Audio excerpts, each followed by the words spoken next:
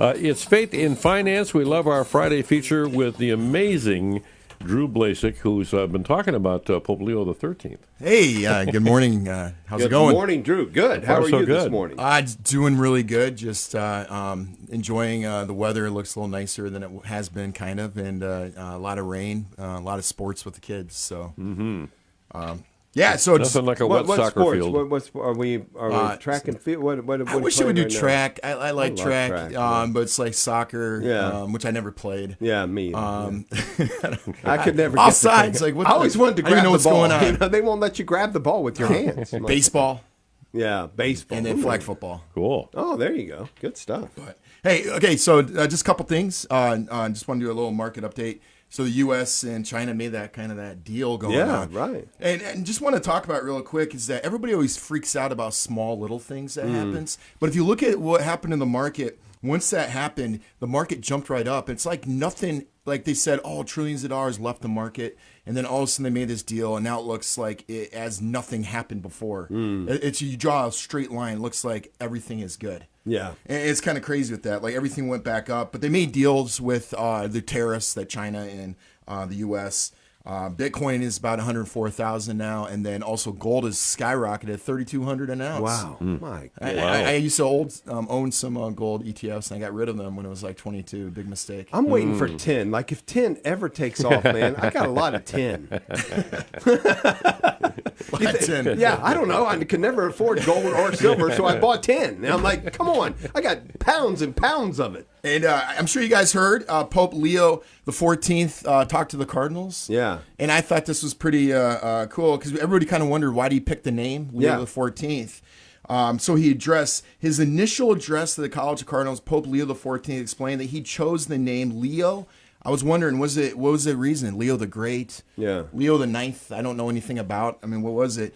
Primarily because of Pope Leo the 13th. So he did say, he confirmed that it was because he confirmed. of him. In his historic encyclical, because of Rerum Novarum. And that's the reason why he picked it. Wow. And again, Drew, I don't want to brag too much on you, but I have to say, you have a child, brand new baby, Leo, predates the Pope. So so the Pope is named after him. I mean, because your baby came first. And you have been talking about Leo the 13th and this encyclical document for months in advance of this. And so I have to say, you've been hitting the nail on the head. Well, it's more, that's the pinnacle encyclical of economic principles that Catholics should hold onto is that, and all the other encyclicals that are written after that was because of Rerum Novarum. Yeah. So this is the main one.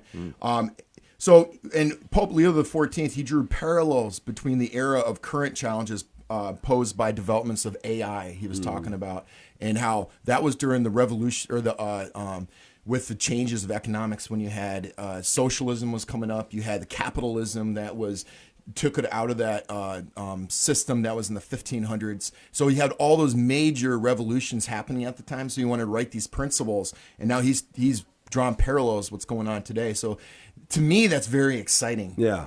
I'm very excited about this papacy. So I think, and just a couple things. I think we should go into Rerum Novarum in the near future, more in depth, because it'll take you over about an hour and a half to read. Again, our Holy Father took his name based on that. Not obviously to honor the man who wrote it, but basically he's pointed out because he wrote it. Yes, and he wants to continue it. And here's some main points about the document that I talked about was dignity of work and workers, because you came from a system that had slaves, and then it had, and then they owned land, and then it became capitalism. So it's he wanted to protect that right to private property. And what does that mean?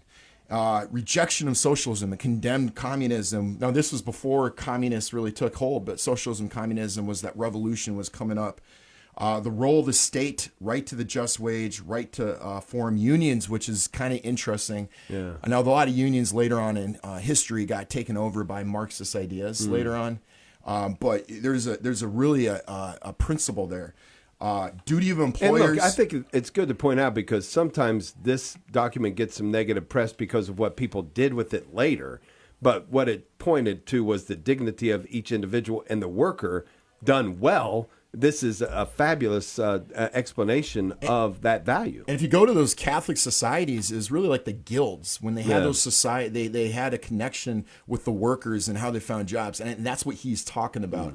We later on see what happened to that class warfare. Socialism tried to break the worker and the capital, the one who owns capital, and try to have that class warfare to break down society. And Pope Leo XIII really talked about the unity. You can't have capital without labor, and you can't have labor without capital. It's always good to mention, as we talk about things like that, socialism, communism condemned by the Catholic Catholic Church. It is so condemned. Keep that condemned, by not the discouraged. Church. Condemned. There you go. So just keep that in mind. And then we have solidarity, subsidiarity, all those principles, and I think we should, in the near future, is to really talk about that later on. But absolutely. All right, we're going to do that, but first, I want to ask you, while you're with us, Drew, encourage those listening. We're $1,000 away from $30,000 to meet our goal.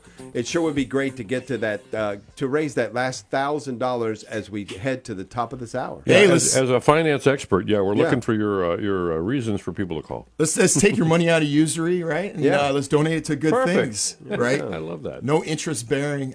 No, but it's $1,000. That could take one phone call to get. Well, and I also just want to say, people saw, and you pointed to it, a roller coaster ride with the Dow and all of that, and there was a time when it really took a dip, but it came back. So maybe in Thanksgiving for that it didn't stay down there. We've seen it in past years go down and then not come back, but it bounced back. And unfortunately, the psychological aspect of that, when it goes down, people don't give as much because they're all worried about everything that happens. We got to stop looking at that. It's really the long run. Yeah. It's really, those small little things in the corporate press tries to get you going on it, and they try to say, oh, the disaster is going to happen. And you could just draw a line. You could draw a line between before COVID and after COVID. It's like it never happened. I know a lot of businesses suffered, but once they open back up, the short term we cannot get. It's always long term when it talks about money and investments. But resilience. $1,000, all we have. Well, let me ask you this real quick: if you were going to do a day sponsor, and you had one day, which day would you pick and why? Which date? Oh, a day sponsor? Yeah, if you got the whole day, you get every hour a mention. Bam! And Drew is sponsoring today because he's honoring his what? What day I would pick? Yeah, and why? What's the significance of the date? Anniversary, birth dates, death of a parent. My anniversary's coming up on the 22nd. Yeah, of this month. So, I didn't want to lead you there, but if I had to lead you there, for goodness sake. Coming up. You would take the day sponsorship to honor your beloved wife and the day that the two of you entered into sacramental marriage and all the wonderful fruits that have come since that. Imagine having that day proclaimed every single hour of the day that day, letting everyone know that you called in as a gift to your wife. You called in a day sponsorship so that you could encourage everyone else to be praying for y'all as well. That would be amazing. And a lot of times people get married and they think about other things, but I would say the most important thing is children. Yeah. The fruit of children is so important. We shouldn't look at those. Sometimes we look at vacations or this or that, and we put on economics of why we want to have children, but we should don't even think about it. Just have children, and then you work hard and do everything else. But it's so important. But I would probably pick I don't know. Like if you had a specific day, I'd probably pick a Monday too. Yeah, I don't know why. Pick a Monday. Monday. I think Monday is a good day to get on. Pick an actual date, and it would be the date of your anniversary. Why wouldn't you? Yeah.